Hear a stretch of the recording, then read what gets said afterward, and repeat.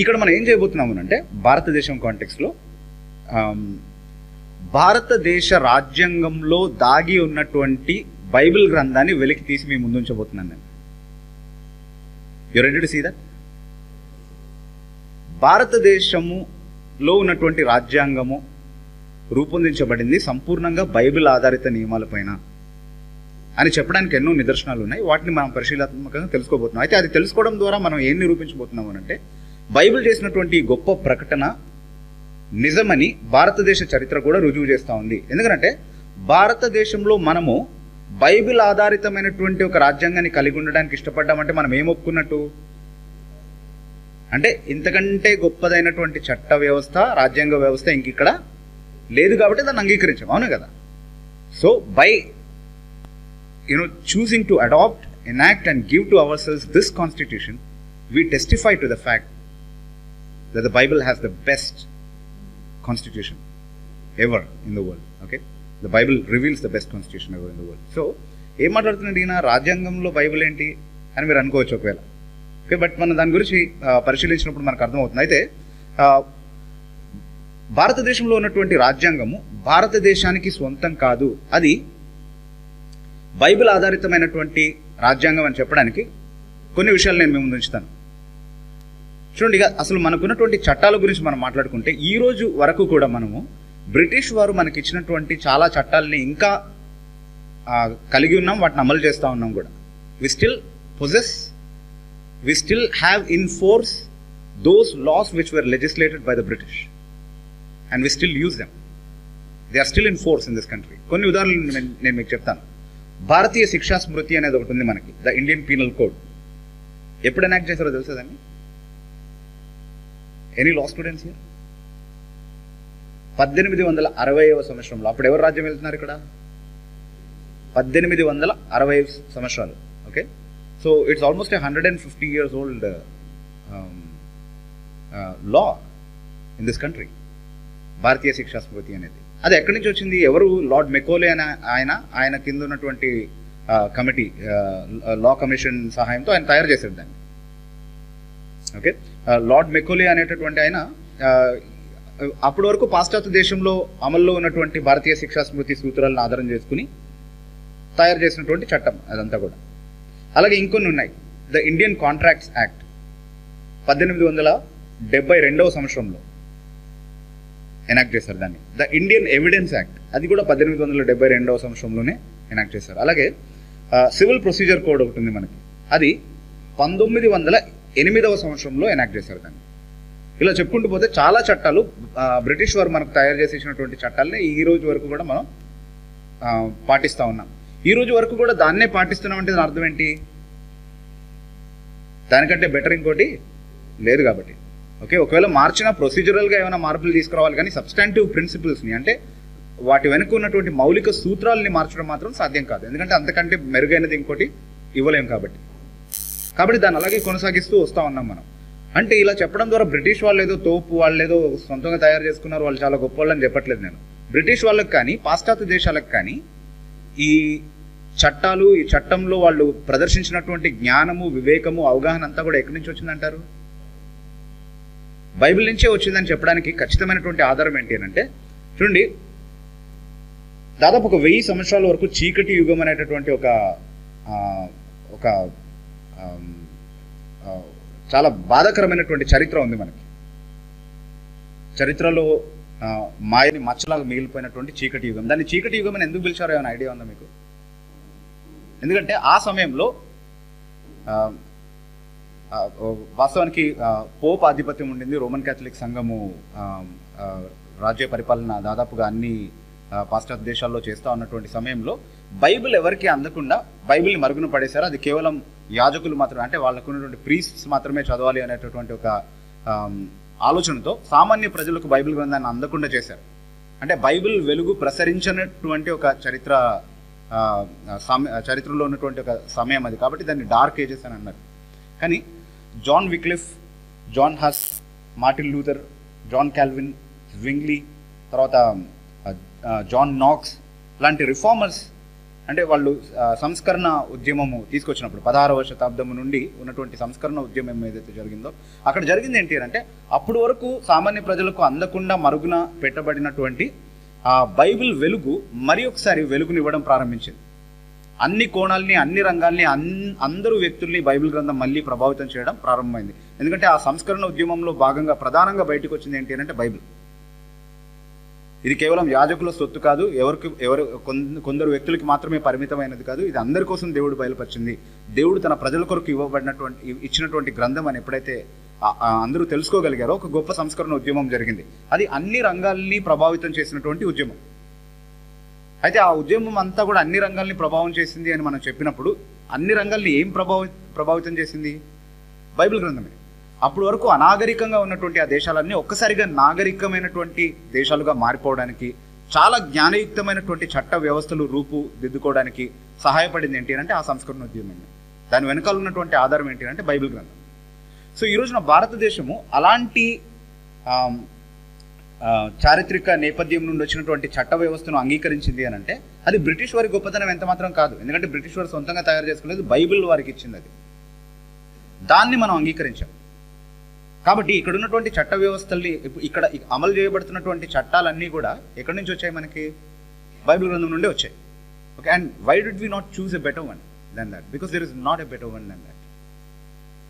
దానికంటే మెరుగైంది ఎందుకు తీసుకోలేదు మనం అంటే దానికంటే మెరుగైంది ఇంకోటి లేదు కాబట్టి. Okay, so that's very obvious. అయితే ఇదంతా నేనే చెప్తున్నాను అంటే కాదండి, మీరు ఏ లా కాలేజ్కైనా వెళ్ళండి, రాజ్యాంగానికి సంబంధించినటువంటి ఏ టెక్స్ట్ బుక్ అయినా తీసుకోండి, చట్టానికి సంబంధించినటువంటి ఏ టెక్స్ట్ బుక్ అయినా మీరు తీసుకోండి, మీకు ఈ ఇన్ఫర్మేషన్ అంతా ఉంటుంది. So it's not new information that I'm giving. నేనేం సొంతంగా చెప్పట్లేదు, నేను క్రైస్తవుడిని కాబట్టి బైబిల్ని గొప్పగా చూపించుకోవాలని చెప్పి ఏది వక్రీకరించట్లేదు, ఉన్నది ఉన్నట్టుగా చెప్తున్నాను. సరే, అయితే అలా ఉంచుదాం. ఈ బ్రిటిష్ వారి సమయంలో మనం చేసుకున్నటువంటి చట్టాలను అలా ఉంచుదాం. దాన్ని ఏం చేయలేకపోయాం మనం, ఎలాగో అలాగే ఉంచాలి కూడా దాన్ని. ఓకే, సో మరి మనకి స్వాతంత్రం వచ్చేసిన తర్వాత మనం రాజ్యాంగాన్ని తయారు చేసుకున్నాం కదా. ఒక డ్రాఫ్టింగ్ కమిటీ కూర్చుని దానికి చైర్మన్గా డాక్టర్ బిఆర్ అంబేద్కర్ గారు ఒక రాజ్యాంగాన్ని తయారు చేశారు మనకి. ఈ రాజ్యాంగాన్ని ఆయన సొంతంగా రాశారా డాక్టర్ బిఆర్ అంబేద్కర్ గారు? కాదు. That is expecting too much from a man కదా. ఎవరు అలా చేయలేరు. ఆయన ఏం సొంతంగా రాయలేదు. అది ఎక్కడి నుంచి తీసుకున్నారు రాజ్యాంగాన్ని? బైబిల్ నుంచి తీసుకున్నారు. అంటే బైబిల్ గ్రంథాన్ని వాళ్ళు ఏం నేరుగా తీసుకొచ్చి పెట్టుకుని ఇదిగో బైబిల్ ఇలా చెప్తుంది కాబట్టి మనం ఇలా పెడదామని చెప్పి అనుకోలేదు వాళ్ళు. కానీ ఎక్కడి నుంచి తీసుకున్నారు? ఓన్లీ బ్రిటిష్ నుంచే తీసుకోలేదు, కానీ పాశ్చాత్య దేశాల్లో ఉన్నటువంటి అనేకమైనటువంటి రాజ్యాంగాల్ని పరిశీలించిన తర్వాత అందులో మనకు రిలవెంట్గా ఉన్నటువంటి అనేక భాగాల్ని వారు తీసుకుని దాన్ని క్రోడీకరించి ఒక రాజ్యాంగాన్ని తయారు చేశారు. ఓకే, దానికి ఆధారాలు కూడా మీరు మామూలుగా ఏ లా కాలేజ్కైనా వెళ్ళి ఒక టెక్స్ట్ బుక్ రాజ్యాంగానికి సంబంధించినటువంటి ఒక హిస్టరీ ఆఫ్ ద ఇండియన్ కాన్స్టిట్యూషన్కి సంబంధించినటువంటి ఏ పుస్తకాన్ని చదవండి, మీకు అర్థమవుతుంది అందులో ఉన్నటువంటి ఆధారాలు చాలా స్పష్టంగా. ఇప్పుడు మన రాజ్యాంగంలో ఉన్నటువంటి ప్రతి భాగాన్ని ఒక్కో దేశం నుండి తీసుకున్నాం మనం. ఉదాహరణకి మనకు ప్రాథమిక హక్కులు అనే ఒక భాగం ఉంది. ప్రాథమిక హక్కులు, the fundamental rights, part 3 of the Indian constitution. దాన్ని United States of America constitution నుంచి తీసుకున్నాం మనం. అలాగే directive principles of state policy అని ఒకటి ఉంది, దాన్ని ఐరిష్ కాన్స్టిట్యూషన్ నుండి తీసుకున్నాం మనం. అలాగే ద రూల్ ఆఫ్ లా, అంటే చట్టాధిపత్యం, చట్టమే మన మీద ఆధిపత్యం చేస్తుంది అనేటటువంటి ఆ కాన్సెప్ట్ని, అది దాని గురించి మళ్ళీ ఎక్కువగా మాట్లాడుకుందాం మనం. ద రూల్ ఆఫ్ లా, తర్వాత ఈ principles liberty, equality and fraternity, స్వేచ్ఛ, సమానత్వము, సౌభ్రాతృత్వము అనేటటువంటి ఈ కాన్సెప్ట్స్ని మనము ఫ్రెంచ్ కాన్స్టిట్యూషన్ నుండి తీసుకున్నాం. ఇలా చెప్పుకుంటూ వెళ్తే ఒక్కో భాగాన్ని ఏ కాన్స్టిట్యూషన్ నుండి తీసుకున్నామని చెప్పడానికి ఆధారాలు ఉన్నాయి మనకి. ఓకే, సో ఇవన్నీ ఆ పాశ్చాత్య దేశాల్లో నుండి మనం తీసుకున్నామంటే మళ్ళీ ఏం చెప్తున్నాము అని అంటే మనం పాశ్చాత్య దేశాల్లో ఉన్నటువంటి రాజ్యాంగము, చట్టము ఇదంతా కూడా బైబిల్ ప్రభావం కింద తయారు చేయబడింది కాబట్టి ఖచ్చితంగా మన రాజ్యాంగానికి కూడా ఆధారం బైబిలే అని చెప్తున్నా. అయితే ఈరోజు మీరు మళ్ళీ అనొచ్చు, కాదు మీరు క్రైస్తవులు అట్లాగే మాట్లాడతారు, అమాయకుల్ని బురిడి కొట్టించడానికి చెప్పే మాటలు మీరు ఇవన్నీ, కాబట్టి అదంతా వాస్తవం కాదని ఒకవేళ మీరు కొట్టేయచ్చేమో. కానీ మీరు అంటే హిందుత్వవాదులు, హిందూ మత ఛాందస్యవాదులు ఎప్పుడూ కూడా కొట్టేయలేనటువంటి ఒక ఆధారాన్ని మీ ముందు ఉంచుతాను. నేను హిందుత్వవాదం అని మాట్లాడినప్పుడు హిందువులందరి గురించి మాట్లాడట్లేదండి. హిందుత్వవాదం అనేది కేవలం హిందూ మత ఛాందస్యవాదం అని నా అవగాహన, అదే మా పొజిషన్ కూడా. కాబట్టి హిందువుల్లో నాకు మంచి మిత్రులు ఉన్నారు, నా సొంత బంధువులు కూడా హిందువులు చాలామంది ఉన్నారు. నిజంగా నేను అంటే ఏ వ్యంగ్యము లేకుండా చాలా యథార్థంగా చెప్పగలిగే విషయం ఏంటంటే, నా హిందూ మిత్రులు, నా హిందూ బంధువులు చాలా మంచివారు. నిజానికి వారు ఆరాధించేటటువంటి దేవుళ్ళ కంటే కూడా వాళ్ళు మంచివాళ్ళు అని చెప్తాను. అందులో ఏ వ్యంగ్యము లేదండి, చాలా యథార్థంగా చెప్తున్నాను నేను. ఓకే, సో వారిని ఉద్దేశించి నేనేం అనట్లేదు. కానీ హిందుత్వవాదం అనే ఒక మత ఛాందస్సవాదము ఏ మతాన్ని నుండి పుట్టినా అది మంచిది కాదు. చీకటి యుగమని ఇందాక చెప్పుకున్నాను. అక్కడ ఏ మత ఛాందస్వాదము రాజ్యం వెళ్ళింది? రోమన్ క్యాథలిక్ మత ఛాందస్వాదం. అది మంచిది కాదు. కానీ ఇప్పుడు అది మనకు రెలవెంట్ కాదు. ఇప్పుడు దాని నుంచి మనకు పెద్దగా సమస్య లేదు కాబట్టి దాని గురించి మాట్లాడుకోవట్లేదు మనం. అలాగే ఇస్లామిక్ మత ఛాందస్వాదం కూడా చాలాసార్లు చెలరేగడం మనం చూస్తూ ఉన్నాం చాలా సందర్భాల్లో, చాలా దేశాల్లో. అది కూడా మంచిది కాదు. అలాగే ఇక్కడ ఉన్నటువంటి హిందుత్వవాదం కూడా చాలా ప్రమాదకరమైనది. అది దాని ప్రమాదకరమైనటువంటి ఎఫెక్ట్స్ని మనం ఆల్రెడీ చూస్తూ ఉన్నాం ఈ దేశంలో. ఓకే, సో దాన్ని మనం ఖచ్చితంగా తిరస్కరించి తీరాలి. అయితే ఈ హిందుత్వవాదానికి, హిందూ మత ఛాందస్వాదానికి ఒక పితరుడు ఉన్నాడు, the father of Hindu fundamentalism. ఎవరైనా చెప్తారా పేరు? గోల్వాల్కర్. ఓకే, ఏ ఆర్ఎస్ఎస్ వాడికైనా చెప్పండి గోల్వాల్కర్ అని. మనం గాంధీని ఎట్లా గౌరవిస్తామో వాళ్ళు గోల్వాల్కర్ని అట్లా గౌరవిస్తారనమాట. ఓకే, అంటే మనం గాంధీని, అంటే మన దేశం గాంధీని ఎలా గౌరవిస్తుందో అలా గోల్వాల్కర్ని వాళ్ళు గౌరవిస్తారు. అయితే ఈ గోల్వాల్కర్ గారు ఒక ప్రసిద్ధమైన గ్రంథం రాశారు. ఎవరికైనా తెలుసా? ఇంకోటి the bunch of thoughts. Okay, the bunch of థాట్స్లో 3వ భాగంలో పార్ట్ 3 15వ అధ్యాయంలో chapter 3, the bunch of thoughts part 3 chapter 15లో ఆయన చాలా స్పష్టంగా ఏమన్నాడు అనంటే, భారతదేశ రాజ్యాంగంలో మన స్వంతం అని చెప్పుకోవడానికి ఏమీ లేదు, అన్నీ కూడా పాశ్చాత్య దేశంలో నుండి ఏర్చి కూర్చున్నవే అని చెప్పాడండి. ఎవరన్నారు ఈ మాట? గోల్వాల్కర్ అన్నారు, నేననలేదు. ఆయన మిగతా విషయాల్లో నిజమే చెప్పాడో తెలియదు, కానీ ఇది మాత్రం అక్షర సత్యం. భారతదేశంలో భారత రాజ్యాంగంలో మన స్వంతం అని చెప్పుకోవడానికి ఏది లేదు, అన్నీ కూడా పాశ్చాత్య దేశాల్లోంచి ఏర్చి కూర్చున్నవే. Praise be to God. Okay, అయితే నిజంగా ప్రైజ్ బి టు గాడ్ అని ఎందుకంటున్నానంటే, భారతదేశ రాజ్యాంగాన్ని తయారు చేసినటువంటి నాయకులు ఇది స్వదేశీయ, ఇది విదేశీయ అనేటటువంటి సంకుచిత భావాలకు అమ్ముడుపోలేదండి. ఈ దేశ భవిష్యత్తుకి, ఈ దేశ ప్రజలకి నిజంగా శ్రేయస్కరంగా ఏది ఉంటుందో ఆలోచించారు వాళ్ళు. అలా ఆలోచించగలిగే మనసును దేవుడు వాళ్ళకి ఇచ్చాడు. కాబట్టి నిజంగా మనకు శ్రేయస్కరమైనటువంటి ఒక రాజ్యాంగాన్ని తయారు చేయాలనే ఉద్దేశంతో ఎక్కడ మంచిది ఉంటే దాన్ని తీసుకున్నారు. అది స్వదేశీయ విదేశీ అనేది కాదు. Okay, and so we praise God for this విదేశీ కాన్స్టిట్యూషన్ విచ్ బికేమ్ మై స్వదేశీ కాన్స్టిట్యూషన్ నౌ.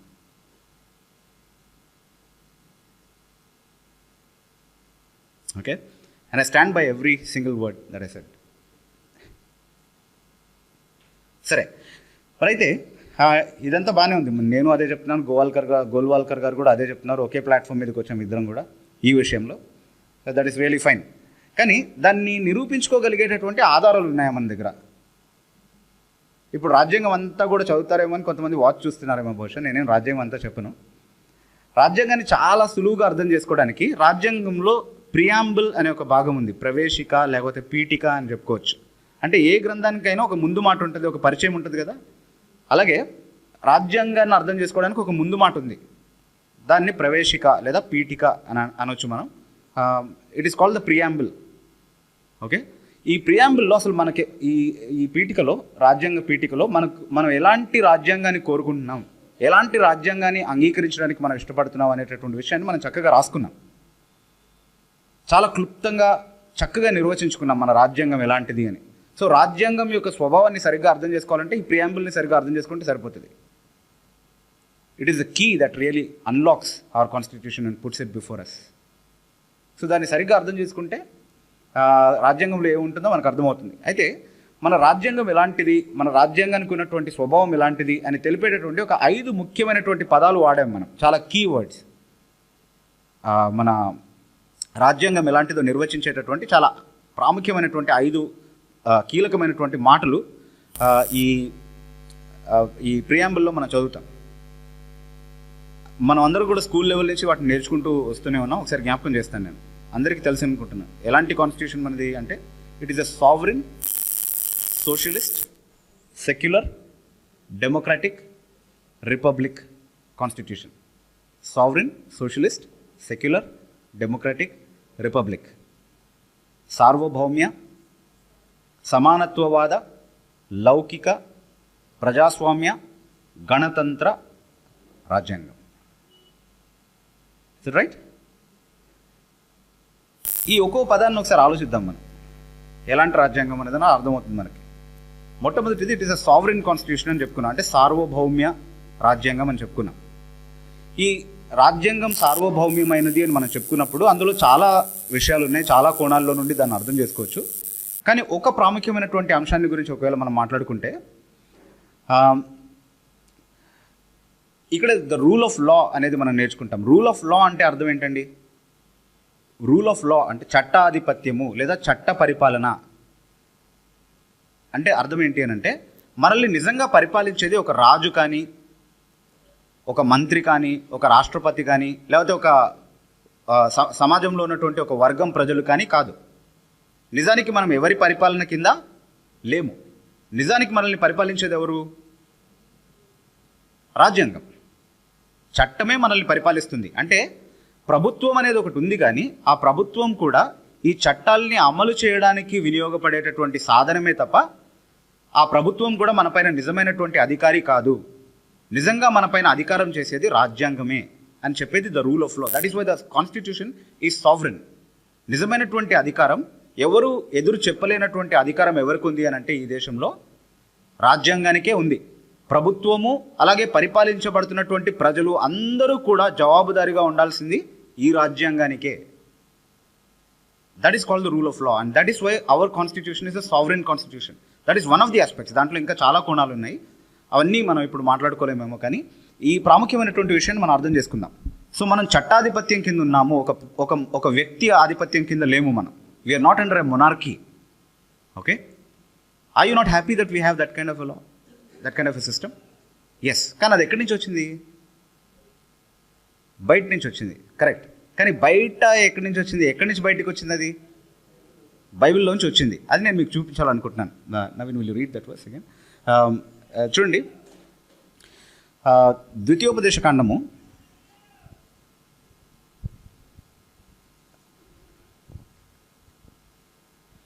17వ అధ్యాయము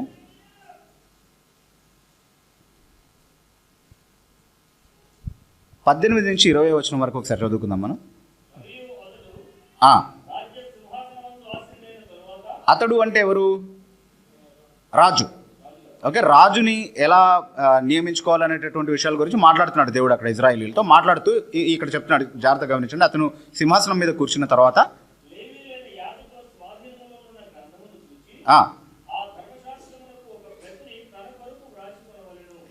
ఎందుకు రాసుకోవాలి? ధర్మశాస్త్రంలో ఉన్నటువంటి ఒక ప్రతి రాజు తన కొరకు రాయించుకోవాలంటే లేవీయులను అడిగి. ఎందుకు ధర్మశాస్త్రంలో ఉన్నటువంటి ప్రతిని రాయించుకోవాలి? అతను రాజు కదా, అతను ఏం చెప్తే అదే రాజ్యాంగం కదా? కాదు. చదవండి ముందుకి.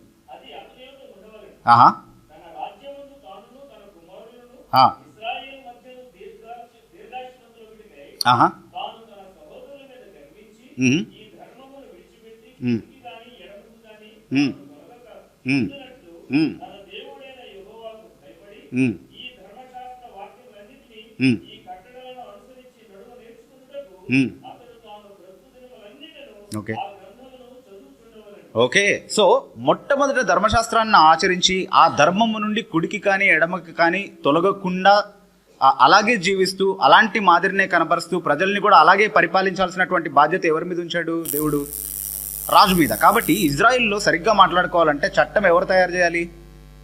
దేవుడే తయారు చేయాలి. వాక్యమే రాజ్యాంగం. రాజును ఎందుకు ఉంచాడు అక్కడ? దాన్ని అమలు చేయడానికి ఉంచాడు, అంతే. He is only an executive authority. He is not the lawmaker. He is equally accountable to that same law, just as any others in the nation. అక్కడ ఏమంటున్నాడు? తన సహోదరుల మీద గర్వించకుండా జాగ్రత్త పడమంటున్నాడు. ఎవరు తన సహోదరులు? తన ప్రజల్ని నీ సేవకులు అనట్లేదు. They are not his servants. వాళ్ళు ఏంటి? సహోదరులు అంటే he is just one among them. He is just one among them. వారితో సమానం అయినటువంటి వాడు రాజు కూడా. అతనికి ఒక పదవి ఇవ్వబడింది, ఒక బాధ్యత ఇవ్వబడింది. దాని అర్థం అతను తన సహోదరుల కంటే గొప్పవాడని కాదు. అతను కూడా తన సహోదరులతో సమానంగా ఈ ధర్మశాస్త్రానికే కట్టుబడి ఉండాలి. ఈ ధర్మం నుండి కుడికి కానీ ఎడమకి కానీ తొలగిపోకూడదు అనేది అక్కడ ఇవ్వబడినటువంటి స్పష్టమైనటువంటి నియమం. So do you not see constitutional supremacy there? రాజ్యాంగం ఆధిపత్యం చేయాలి అనేటటువంటి కాన్సెప్ట్ అక్కడి నుంచి ఉందండి. ఓకే, అయితే మను ధర్మశాస్త్రాన్ని మీరు తీసుకుంటే, ఒకవేళ మను ధర్మశాస్త్రం 1:93లో చాలా స్పష్టంగా ఏం చెప్పబడింది అని అంటే, బ్రాహ్మణుడు బ్రహ్మ యొక్క నోటి నుండి వచ్చాడు కాబట్టి, వేదాలన్నీ కూడా బ్రాహ్మణుడి వశం కాబట్టి, అలాగే అతనే తన పుట్టుకను బట్టి జ్యేష్ఠ కుమారుడు కాబట్టి బ్రాహ్మణుడు జన్మతః రాజ్యం వెళ్ళడానికి ఈ ప్రపంచం అంతటి మీద అతనికి అధికారం ఉందంట. జన్మతః, that is his birth right to rule over the entire. He is the lord of the universe by his birth. That is his birth right.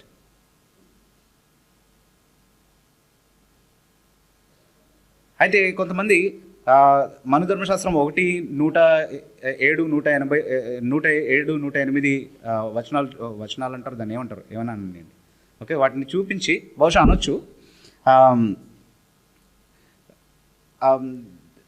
కాదు ఇక్కడ ఈ బ్రాహ్మణులు తర్వాత చతుర్వర్ణాలు ఆచరించాల్సినటువంటి విధులన్నీ కూడా ఈ ధర్మశాస్త్రంలో ఉన్నాయి, వాళ్ళందరూ కూడా దానికే కట్టుబడి ఉండాలని చెప్పబడింది, కాబట్టి అది ఎందుకు రాజ్యాంగ ఆధిపత్యం కాకూడదు? Why is that not a rule of law అని అడిగే అవకాశం ఉండొచ్చేమో.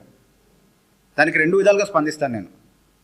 మొదట బ్రాహ్మణుడే ఆధిపత్యం చేస్తాడు మిగతా అందరి మీద అని చెప్పేసిన తర్వాత అందరూ కూడా దీనికే కట్టుబడి ఉండాలి అని అంటే, బ్రాహ్మణుడు దేనికి కట్టుబడి ఉండాలి?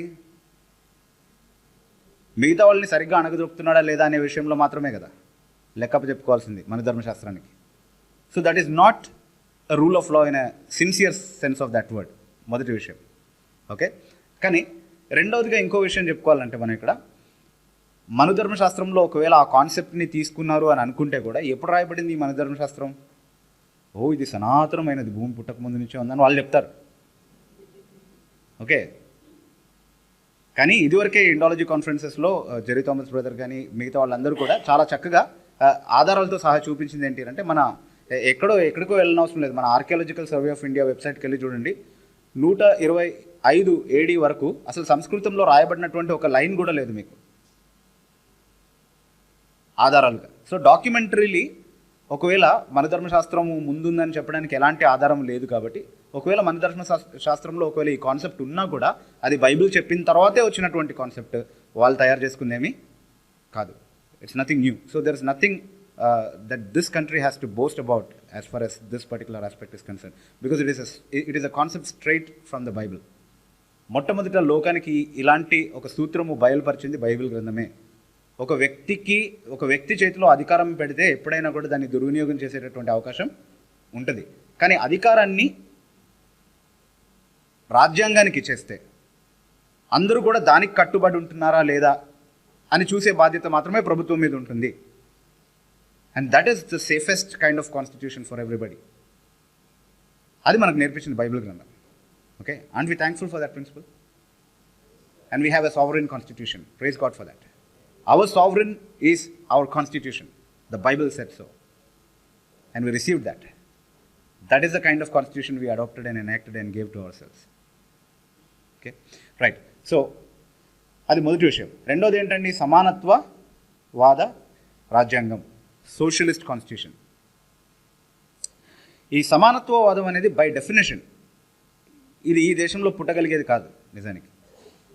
ఎందుకంటే ఈ దేశంలో సమానత్వం అనేది ఉందా, దాని గురించి డిస్కషనే అవసరం లేదు. ఓకే, ఇప్పుడు కూడా ఈ రాజ్యాంగాన్ని తీసేద్దాం, మన ధర్మశాస్త్రం అమలు చేద్దాం అని అంటున్నారు. వస్తే తెలుస్తుంది ఎలా ఉంటుందో.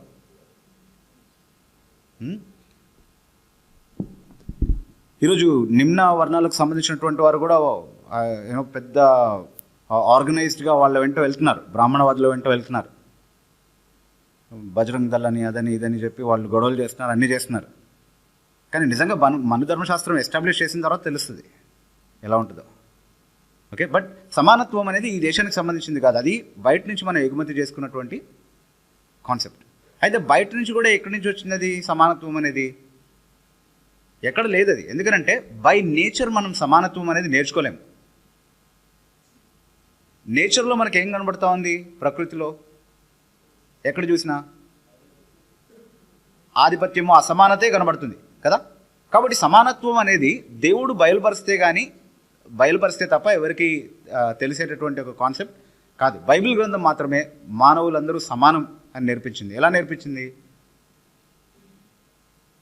దేవుడు మానవుడిని సృష్టించినప్పుడు చాలా స్పష్టంగా మనం ఆదికాండంలో చదువుతాం. అందరికీ తెలిసిన విషయం. ఆదికాండం 1వ అధ్యాయము 26, 27 వచనాల్లో ఏం చదువుతాం మనం? ఎలా సృష్టించాడంటే దేవుడు తన స్వరూపమందు తన పోలిక చొప్పున నరులను చేశాడు. స్త్రీని గాను పురుషులు గాను వారిని చేశాడు అనేటటువంటి మాట మనం చదువుతా ఉన్నాం. మరి ఇతర గ్రంథాల ప్రకారం, మన దేశంలో ఉన్నటువంటి స్వదేశీ గ్రంథాల ప్రకారం, సనాతన మత గ్రంథాల ప్రకారం అలాగే తయారు చేయబడ్డాడు మానవుడు. మానవులందరూ కూడా దైవ స్వరూపమేనా? అందరూ ఒకే సమానంగా సృష్టింపబడ్డారు అని చెప్పబడిందా? లేదు. బ్రహ్మకు ఉన్నటువంటి ఒక్కో అవయవం నుంచి ఒక్కొక్కటి బయటకు వచ్చాడు. అలా నలుగురు వచ్చారు కాబట్టి వాళ్ళు సమానులు కారు definitely. Is that right? Okay, so ఆ సమానత్వం అనేటటువంటి కాన్సెప్ట్ అయితే అందరూ సమానులు కారు అనేది చాలా స్పష్టంగా తెలుస్తుంది. దానికి ఎన్నో రెఫరెన్స్లు చెప్పుకోవచ్చు మనం. ఋగ్వేదంలో 10:90:12 10:90:12 ఋగ్వేదం. ఓకే, అలాగే భగవద్గీతలో 4:13 4:13. అలాగే ఇంకా ఎన్నో గ్రంథాల్లో, మన ధర్మశాస్త్రంలో కూడా ఉంది, అదే విషయాన్ని ప్రస్తావించారు. విష్ణు పురాణంలో అదే విషయాన్ని ప్రస్తావించారు. అలా ఎన్నో గ్రంథాల్లో అదే విషయాన్ని కన్సిస్టెంట్గా టీచ్ చేయడం మనం చూస్తూ ఉన్నాం. కాబట్టి ఇక్కడ అసమానత ఉంది, సమానత్వం లేదు. అంత మాత్రమే కాదు, స్త్రీ పురుషుల మధ్యలో కూడా సమానత్వం లేదు. ఇక్కడ స్త్రీ పురుషుల మధ్యలో కూడా సమానత్వం లేదు. కానీ బైబిల్ గ్రంథం ఏం బోధిస్తుంది? స్త్రీని పురుషుల్ని ఇద్దరిని కూడా ఎలా సృష్టించాడంటే దేవుడు తన స్వరూపంలో తన పోలిక చొప్పునే సృష్టించాడు. కాబట్టి అక్కడ సమానత్వం ఉంది. కానీ మీరు చూడండి, భగవద్గీత 9:32లో చాలా స్పష్టంగా కృష్ణుడు అంటున్నాడు అక్కడ,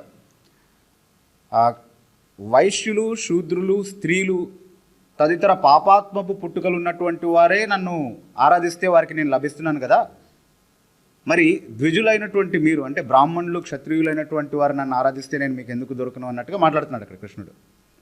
లేదు మీరు సొంతంగా మాట్లాడుతున్నారు, సంస్కృతంలో ఉంది, అలా ఉండదు, మీరు వాడుక భాషలో చెప్పేస్తున్నారు అని అనుకుంటే మరి సంస్కృతంలో ఏముందో వాళ్ళని చెప్పనివ్వండి. మరి నేను చెప్పిన దానికంటే వేరేగా ఏమైనా ఉందా అని. అంటే పాపాత్మమైనటువంటి పుట్టుకల్లో ఎవరెవరు ఉన్నారు?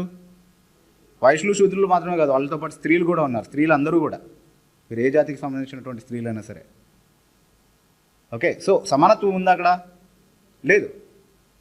అలాగే మన ధర్మశాస్త్రంలో కూడా 9:16 నుంచి 18 వరకు మీరు చదివినప్పుడు అక్కడ స్త్రీలకు ఉన్నటువంటి బై నేచర్, ప్రకృతి సిద్ధంగానే స్త్రీలకు ఉన్నటువంటి కొన్ని హీనమైనటువంటి విషయాలు రాయబడ్డాయి. అలా ఉంటాయి స్త్రీలకి అనేసి. Okay, so I don't want to list them out and derogate women in this country because it is an offence to derogate women in this country. Okay, so మీరు చదువుకోవచ్చు తర్వాత ఆ రెఫరెన్స్లో. సో మన రాజ్యాంగంలో నిజానికి మనం చదివితే 14 నుంచి 18వ ఆర్టికల్ వరకు మనం చదివినప్పుడు అక్కడ సమానత్వం ఉండాలి అనేటటువంటి కాన్సెప్ట్ మనం చదువుతూ ఉన్నాం. మరి ఎక్కడి నుంచి వచ్చింది సమానత్వం అనేది? భారత రాజ్యాంగం ఎక్కడి నుంచి దాన్ని అడాప్ట్ చేసుకుంది? From the West, and the West learned it from the Bible. Okay, so how much we owe to this, how much does this country owe to the Bible is really very obvious. Okay, సరే. తర్వాత it is a socialist constitution and then it is a secular constitution. దీని గురించి కొంచెం ఎక్కువ మాట్లాడుకోవాలి. It is a secular constitution అంటే లౌకికవాద రాజ్యాంగం. What you understand by secular? రాజ్యాంగం లౌకికమైనది అని చెప్పినప్పుడు మనకేమర్థం అవుతుంది?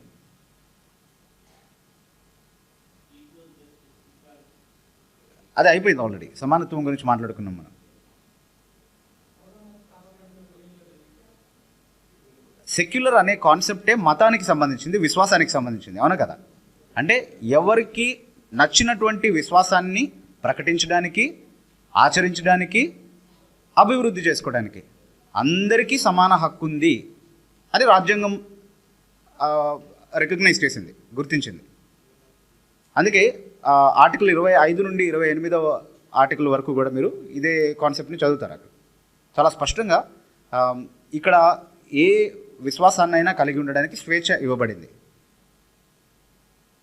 అయితే ఆ విషయాన్ని చదివినప్పుడు బహుశా కొంతమంది అభ్యంతరం చెప్పొచ్చేమో, మరి బైబిల్ గ్రంథంలో అలా లేదు కదా, బైబిల్ గ్రంథం ఏం చెప్తుంది? ఎవరైనా ఏదైనా నమ్మండి పర్వాలేదని అంటుందా? అనట్లేదు కదా. ఏమంటుంది?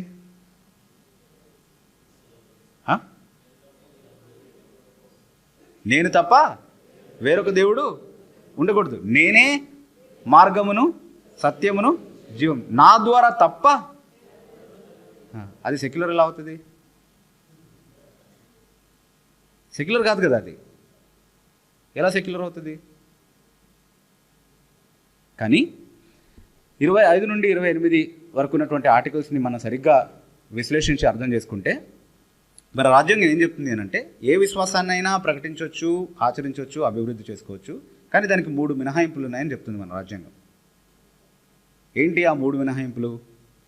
మీరు ఆచరించే ఏ మతమైనా సరే, ఏ విశ్వాసమైనా సరే, అది శాంతి భద్రతలకు, ఆరోగ్యానికి, నైతికతకు వ్యతిరేకంగా ఉండకూడదు. అలా ఉంటే అలాంటి విశ్వాసాన్ని కలిగి ఉండడానికి ఈ దేశంలో అనుమతి లేదు అని చెప్తా ఉంది రాజ్యాంగం. 3 విషయాలు ఏంటవి? శాంతి భద్రతలకు వ్యతిరేకంగా ఉండకూడదు, ఆరోగ్యానికి హానికరంగా ఉండకూడదు, నైతికతకు భిన్నంగా ఉండకూడదు. అలాంటి ఏ విశ్వాసాన్నైనా ఆచరించుకోవచ్చు, ప్రకటించుకోవచ్చు, అభివృద్ధి చేసుకోవచ్చు అని చెప్తా ఉంది. అయితే బైబిల్ గ్రంథం మిగతా మతాలను ఎందుకు నిషేధించింది అనుకుంటున్నారు?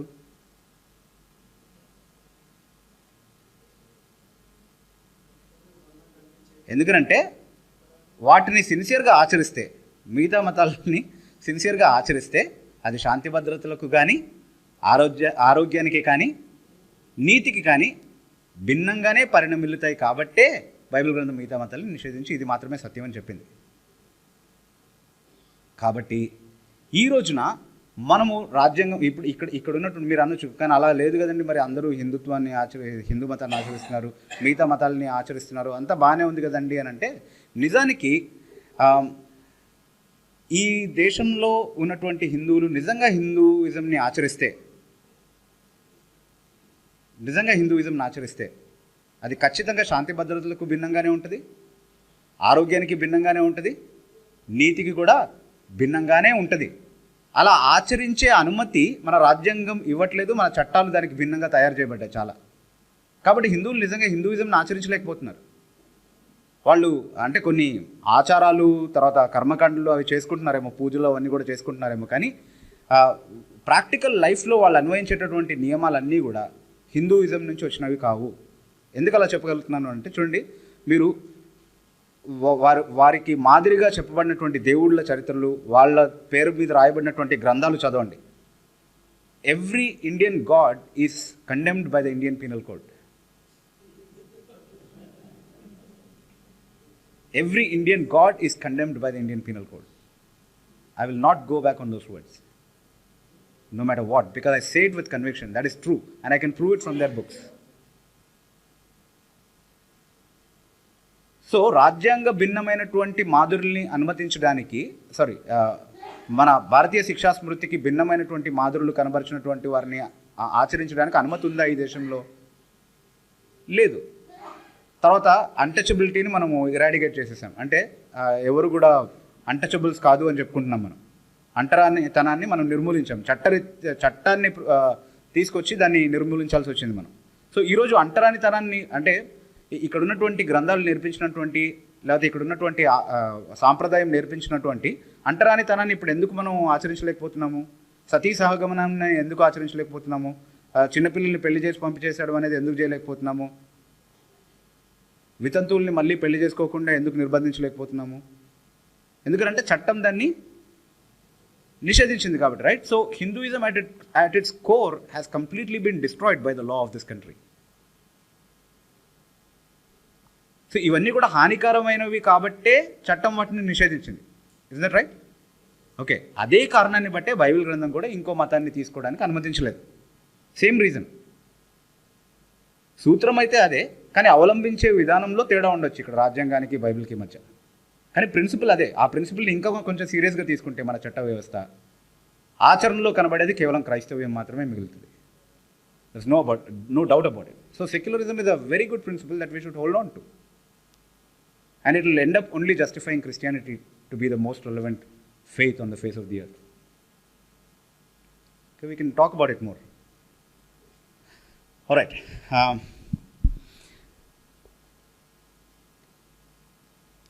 ఖచ్చితంగా స్టడీ చేసిన తర్వాత మాట్లాడండి. ఇక్కడ చెప్పేసారు ఇండాలజీలో చెప్పారు మాకని చెప్పకండి. ఖచ్చితంగా స్టడీ చేయండి మీరు కూడా. నేను స్టడీ చేసి విత్ ప్రాపర్ కన్విక్షన్సే చెప్పగలుగుతున్నాను. ఎవరు నన్ను ప్రశ్నించినా నేను దాన్ని ఎదుర్కోగలను. అలాంటి ప్రిపరేషన్ మీరు కూడా కలిగి ఉండాలని నేను కోరుతా ఉన్నాను. So there are consequences when you speak these things and you must be prepared to pay the price before you say these things. Okay, సరే. తర్వాత ప్రజాస్వామ్య రాజ్యాంగం అని చెప్పుకున్నాను. డెమోక్రటిక్ ప్రజాస్వామ్య రాజ్యాంగం.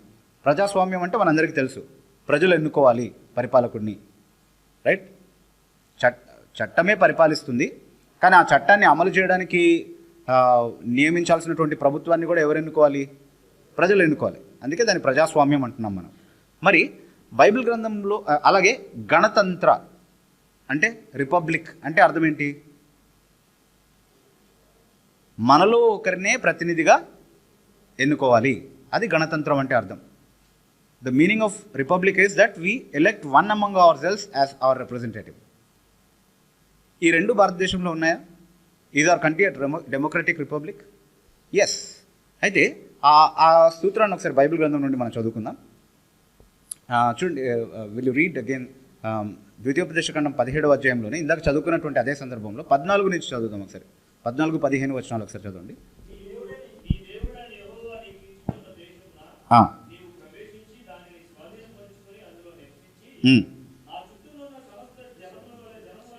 అవండి.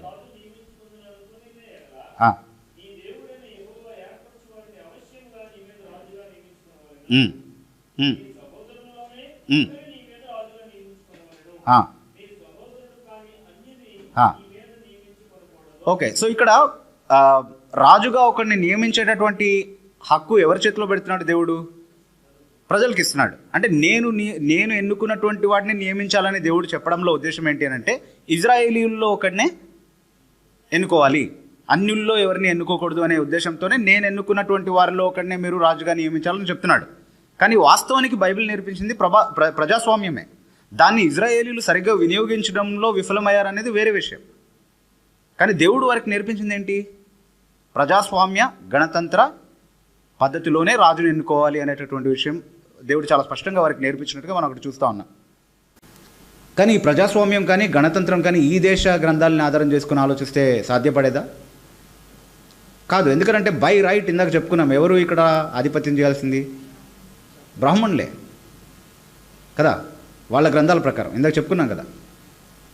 మన ధర్మశాస్త్రం 8:21-22 మీరు చదివినప్పుడు బ్రాహ్మణుడే చట్టాన్ని వివరించాలి.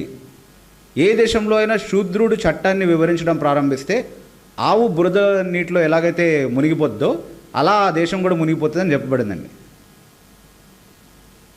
ఆవు ఒక ఊబిలో పడితే ఎలా మునిగిపోద్దో తేలిగ్గా అలా మునిగిపోద్దంట ఆ దేశం. ఏ దేశం? ఎక్కడైతే శూద్రులు చట్టాన్ని నిర్ణయిస్తారో. మరి మనం ఇప్పుడు ఆచరించేటటువంటి రాజ్యాంగాన్ని ఎవరు తయారు చేశాడు? ఒక శూద్రుడే. మరి ఈ దేశం అలాగే మునుగుతుందా? మునగట్లేదే, బాగానే అభివృద్ధి చేస్తుంది కదా. So anyways, but that is what they written. మన ధర్మశాస్త్రం 4:61 మీరు చదివితే అక్కడ కూడా చాలా స్పష్టంగా శూద్రుడు రాజ్యం వెళ్ళేటటువంటి ఒక దేశంలో మీరు ఉండకూడదు అని రాయబడింది. ఇప్పుడు మన ప్రెసిడెంట్ ఎవరండి ఈ దేశానికి? రామ్నాథ్ కోవింద్. ఏంటైనా ఏ వర్గానికి చెందిన వ్యక్తి? సో ఎక్కడ ఉండకూడదు మనం అంతా? అందరూ అర్జెంటుగా పాస్పోర్ట్లు వీసాలు తయారు చేసుకోండి. ఎప్పుడో వెళ్ళిపోయి ఉండాల్సింది మనం. మేము తెలంగాణ వాళ్ళు ప్రత్యేకంగా వెళ్ళిపోవాలి, ఎందుకంటే పరిపూర్ణానంద స్వామిని సీఎంగా కూర్చోబెడుతున్నారంట బీజేపీ వాళ్ళు. ఇక్కడికే వచ్చేస్తాం, వైజాగ్కి వచ్చి ఉంటాం మేము కూడా. ఓకే, ఎందుకంటే ఆయన డెఫినెట్లీ బ్రాహ్మణుడు కాదు కదా. నేను నేను నేను భయంకరమైన ఎస్టీ అని చెప్పుకున్నాడు. సో భయంకరమైన ఎస్టీ మా తెలంగాణను పరిపాలిస్తే మేమంతా బయటికి వెళ్ళిపోవాలని మన ధర్మశాస్త్రం మాకు నేర్పించింది. ఓకే, బట్ బైబిల్ గ్రంథం ఏం చెప్తుంది అంటే స్వామ్య పద్ధతిలో, గణతంత్ర పద్ధతిలో మీ పరిపాలకుల్ని, మీ ప్రతినిధుల్ని మీరు ఎన్నుకోవాలి అని బైబిల్ గ్రంథం నేర్పించింది. అదే మన రాజ్యాంగం కూడా చెప్పింది. దాన్ని మనం ఆచరిస్తూ వచ్చాం. సో ఇప్పుడు చెప్పండి, బైబిల్ గ్రంథం, మన రాజ్యాంగంలో బైబిల్ గ్రంథం ఉందంటారా లేదా? చాలా స్పష్టంగా ఉంది. బైబిల్ గ్రంథం కాకుండా ఇంకే గ్రంథమైనా ఈ రాజ్యాంగాన్ని ప్రభావితం చేసినట్టుగా మీకు కనబడుతుందా? లేదు, రైట్? సో డెఫినెట్లీ మనం ప్రారంభంలో ఏం చదువుకున్నాము, దీనికంటే గొప్పదైనటువంటి చట్టము, దీనికంటే గొప్పదైనటువంటి కట్టడలు, విధులు ఇంకే దేశం దగ్గర లేదు అని చెప్పుకున్నటువంటి మాటని భారతీయులుగా మనం కూడా ఇలాంటి రాజ్యాంగాన్ని తయారు చేయడం ద్వారా ఖచ్చితంగా ఒప్పుకున్నాం. ముగింపులో కొన్ని మాటలు నేను చెప్తాను. ఇంకా చాలా విషయాలు మాట్లాడుకున్నాను. నేను కేవలం రాజ్యాంగాన్ని మాత్రమే ఉదాహరణగా తీసుకున్నాను. మీరు ఇంకే చట్టాన్నైనా తీసుకుని బైబిల్లో ఉన్నటువంటి ప్రిన్సిపల్స్ని మీరు కంపేర్ చేస్తూ ఆలోచించండి. You will definitely be convinced about the same truth. సరే, నేను ముగింపులో కొన్ని మాటలు చెప్తాను. హోసియా గ్రంథము 8వ అధ్యాయము 12వ వచనం ఒకసారి చదవండి. హోసియా గ్రంథము 8వ అధ్యాయము 12వ వచనం.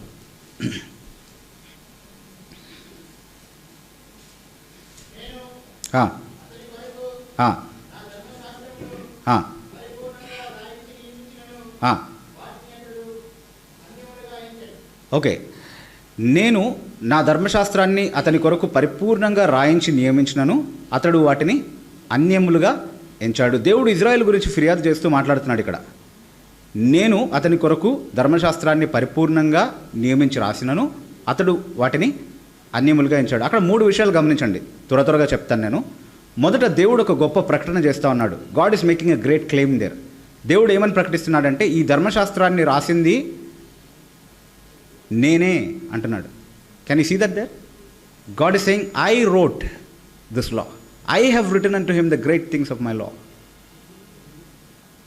నేనే రాశాను, ఈ ధర్మశాస్త్రానికి గ్రంథకర్తను నేనే అని చెప్తున్నాడు దేవుడు. దాన్ని అది మొదటి విషయం. God is making a great claim. ఒక గొప్ప ప్రకటన దేవుడు అక్కడ చేస్తూ ఉన్నాడు.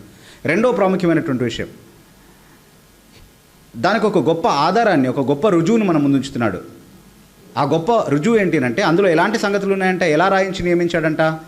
పరిపూర్ణంగా రాయించి నియమించాను. So the things which are content in the Bible are great things. ఎంత పరిపూర్ణమైనవి అని అంటే, పరిపూర్ణమైన దానికంటే మెరుగైనది ఇంకెక్కడైనా కనబడుతుందా? No, right?